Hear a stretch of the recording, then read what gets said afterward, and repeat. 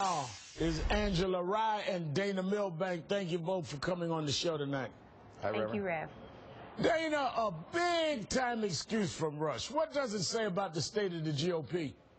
Well, I don't know, Reverend. I think that perhaps Rush Limbaugh and Rand Paul and some others should, in fact, be studying goldfish to learn how to keep their mouths shut, because they seem to dig themselves in deeper and deeper here.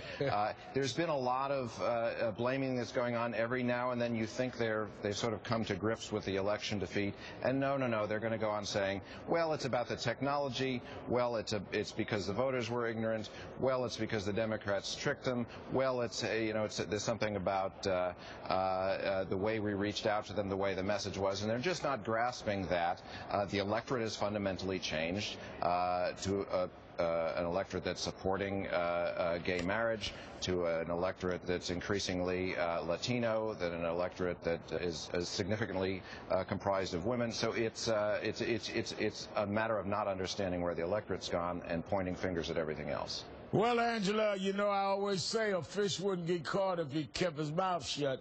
But, you know, today we learned that the roster for CPAC has now increased. We had Mitt Romney, Sarah Palin, Rand Paul, Allen West, and Wayne LaPierre booked. Now we have one I'm sure will have you and Dana definitely wanting to go hear. The great orator, the governor of Texas, Rick Perry, is going to speak. What do you think, Angela? Woo! Just kidding.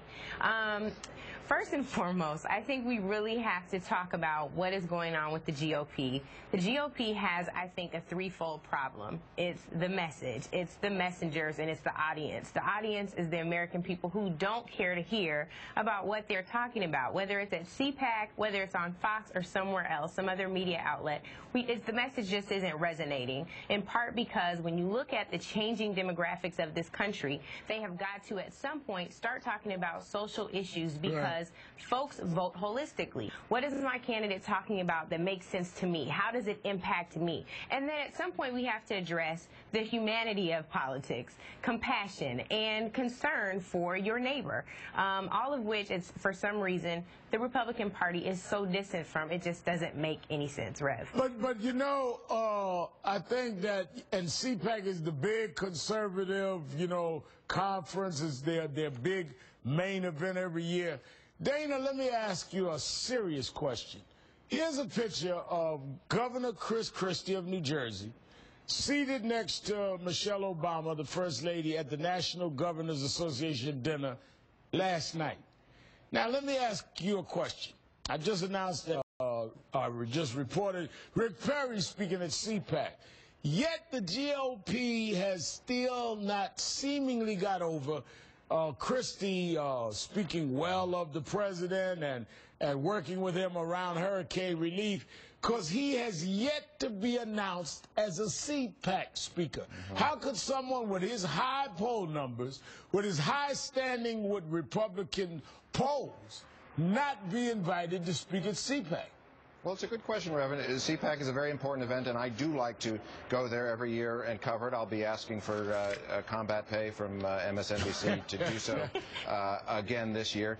And it's an interesting question. For years now, it has been CPAC was essentially the voice of the Republican Party that had gone in this conservative direction. Is that changing now, and are people like Chris Christie going to push back against that? Marco Rubio could be a person who could. Clearly, he's not. I expect to see him there at CPAC. I wouldn't be surprised if they close ranks with the New Jersey governor as well. The question is, are people in the party going to start standing up to this, or is it going to be, you know, CPAC is quite literally dominated by the National Rifle Association and the other special interests of the right.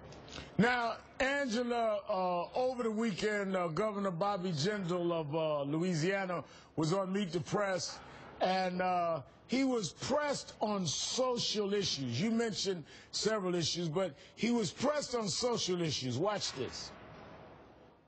We're offering in the Republican Party a different solution, which is about growth, not austerity. It's not being the party of big government, big Wall Street, big banks.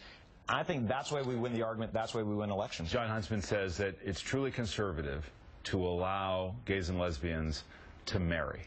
Is that a change you could support? Look, I believe in the traditional definition of marriage. Let's be clear what happened in this election, though. We had an election that was dominated by economic issues. We didn't present a vision showing how we believe the entire economy can grow.